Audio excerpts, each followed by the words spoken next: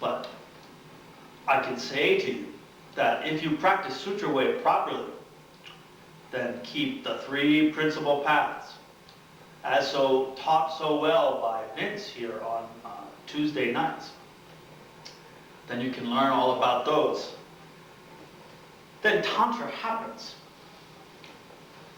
naturally.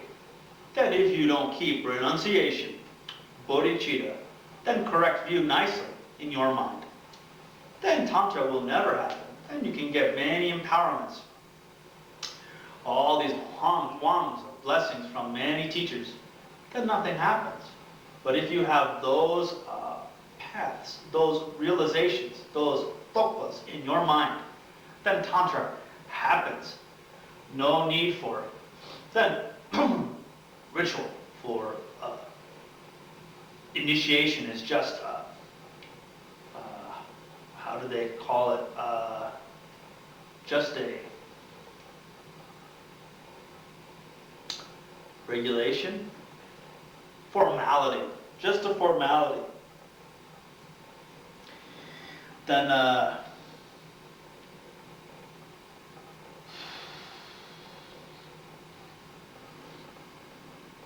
as you're facing, Geshe Roach used to always use the boss at work as his object, as his example. Then the boss at work is screaming at you. Then you don't allow yourself to get angry. Number one. Why? Because if you allow yourself to get angry, then it'll cause many future suffering. Then that's the biggest problem. Then why do you let yourself get angry? Then because you do not have an understanding of that person's emptiness, that person's shunyata. Then if you had fully cognized that person's emptiness, then you would no longer get angry at that person. Then you would understand that that person is a projection. Ultimately, is a projection in your mind due to your karma. Then there are many different views on what that person, that object is. You have to have great compassion for that object.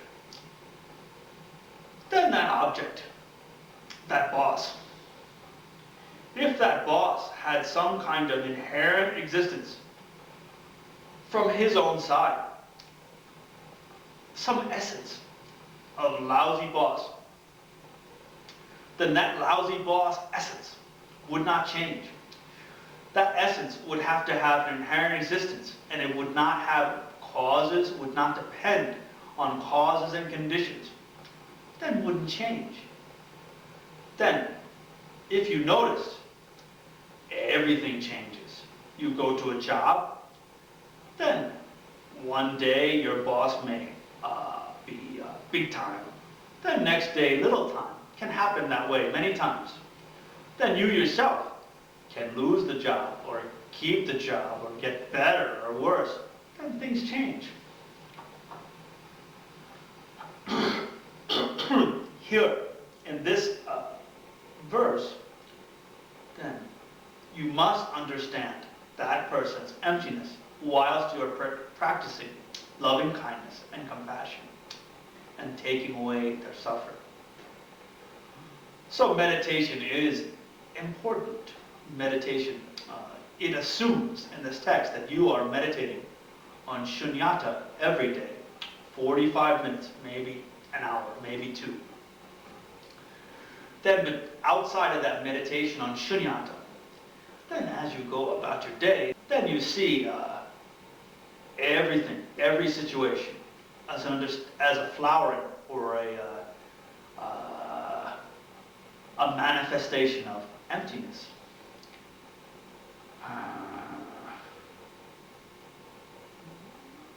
Then that boss is not an inherently existent, unchanging boss. Then you can look at the base of designation of your mind. Then there are colors and shapes. Then if you isolate the colors and shapes, there are more subtler parts to that being. Then if you understand wisdom, cultivate meditation, and generate bodhicitta in your heart, then that boss will change. Or that boss will be sent away, redirected, transferred. Then you'll never see that problem again.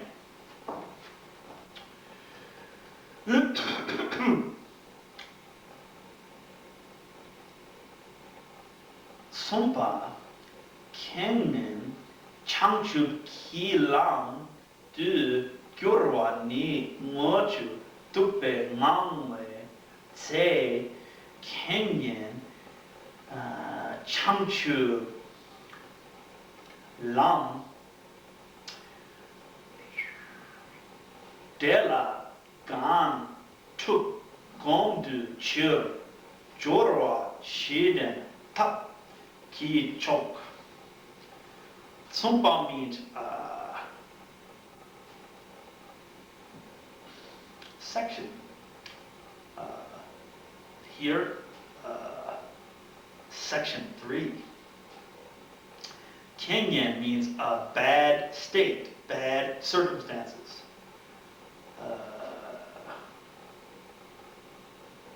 Changchun Ki La means the path to enlightenment. The path to enlightenment. Du means many, some, several. Gyurwa means to transform, to change. Ni means as for. Then Ngurchu means the world and its inhabitants, the environment and the beings. Dikpe means transgression, sin. Kangwa means full. Something becomes full, bloated.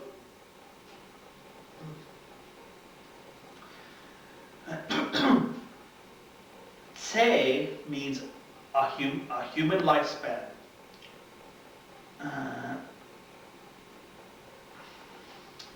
Kenyan means bad problems, samsaras, bad problems, misfortunes.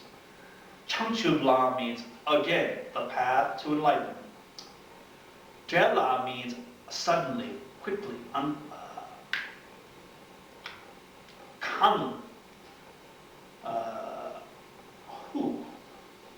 Tuk means the meet, when two things come together.